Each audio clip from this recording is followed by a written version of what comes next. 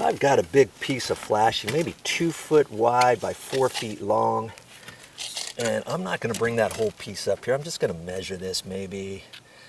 Might need something 20 inches wide, long by maybe 12 inches or 16 maybe. And then I can cut some stuff and kind of set it up in here somehow.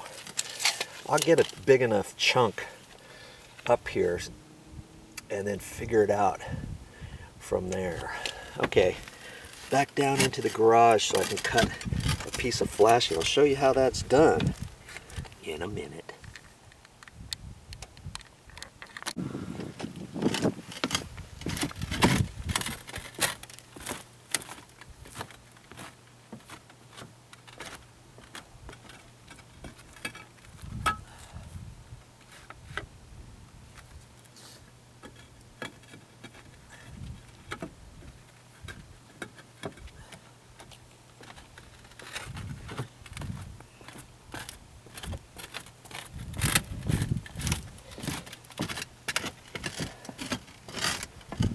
Have to remember to bring some roofing mastic up here too for that.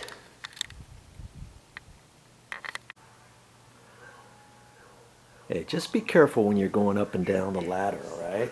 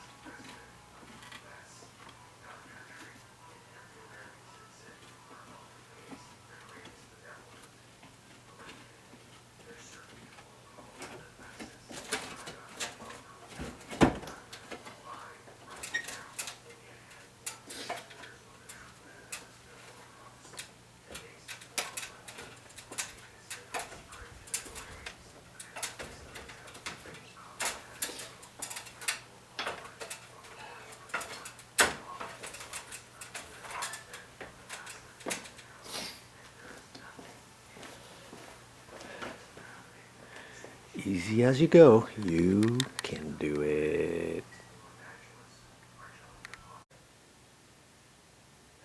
Now here's a piece of flashing I got from the hardware store, and in fact, it's not 2 by 4, 2 foot by 4 foot, is it? It's 24 inches by 36, so 2 foot by 3 foot. That one piece, believe it or not, costs almost $20. But you know, I don't have to use all of it. And I'm probably only going to have to use maybe 16 inches or so. Remember, I measured up there, I thought maybe less than 2 feet long. So, and then about 16 inches deep or so. Maybe I'll make it a little bit more than that, because I have a feeling I'm going to have to do some cutting up there. And so I can make this here 16 inches, maybe even 18 inches. Okay, so I can put a mark at 18, and I happen to have a T-square here. This is called a 2 foot T-square, because see, it's 2 feet long, so I can just line that up there and go right on my pencil mark, and I can mark that a couple times. You can see that. Okay, if you didn't have a T-square, what else could you use? You could use a chalk line. I've got a chalk line here, and that'll make a straight mark. What you would do is take your measure, go 18 inches there, 18 inches there, and this has chalk in it. That's why it's called a chalk line, and it's got a little hook at the end. You would just hook it over that. In this case, I'd have to lift that up a little bit. This is good to cut siding and, you know, all kinds of stuff. Hold it like that and snap it. See there? That's another way you can do it. Okay, I don't usually use tin snips like this.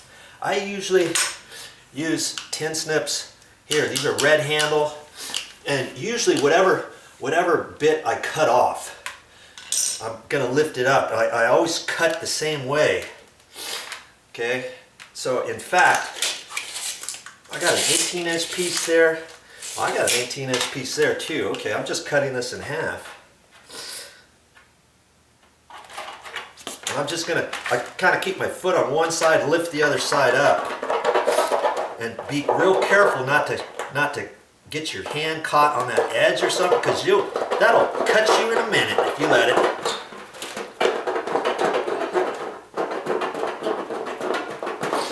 I just keep cutting. And if I don't want very many lines on there, I won't use the cutter all the way to the tip each time. I'll just do a little bit at a time. And I keep lifting this piece up and cutting. Now mind you, red handle, if you know anything about snips, red handle are to cut curves if you're right-handed. Green handle ones are if you cut curves if you're left-handed, to cut the other way. And yellow handle are to cut straight. Well, I don't use the yellow handle because I can cut straight with the red one. See how easy that was? Now if you don't have that, you can do something like this, but then it takes a little while longer and it's not as easy to work with. This one here's got the spring on here. This is Wiss tin snips. I highly recommend these. And like I say, I've got these, but I very seldom use these. They're just kind of awkward to use. Now if I used them all the time, okay, fine. But I don't.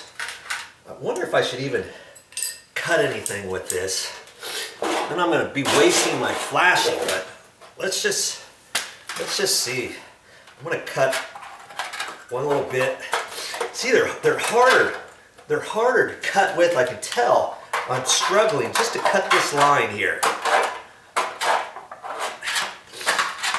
Now, with this, if you want to cut a straight line, let's say in the middle of flashing, you could do that a little bit easier if you're just cutting straight. Maybe you don't have to lift one side up as much, but I don't mind lifting one side up when I cut. That's just how I do it, and it works for just about anything.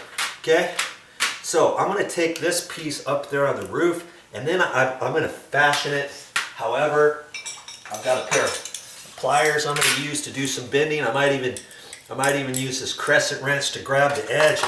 If I have to put, some small little edge on there, let's say, I can bend that up or whatever. Okay. I guess I'm ready to get back up there and see what I can do about fashioning a piece of flashing. And I'm going to use this right here. Now see, here's one thing to note. Am I a professional roofer? Of course I'm not. If I called a roofer right now, he's going to charge me probably $150 or more. If we wanted him to guarantee his work to find the roof leak, it could be a $250 bill, let's say. And he's going to end up doing certain things that I could probably do myself. That's why I'm going to tackle this project. I got $20 invested so far. I'm going to have some caulking, probably maybe some sheetrock, or some sheet metal screws. So I might have 25 bucks in this all together when I'm done. And if that fixes the roof leak, hooray. If it doesn't, I could look up there and try something else next time and do that. If the roof leak wasn't dripping that bad, so I mean, if it's a major roof leak, then I probably would have found it a lot easier. But it was just slightly drip, drip, drip on a really heavy rainstorm. We don't get many of those throughout the winter anyways, but again, I'm going to try to fix it myself to save my mother some money.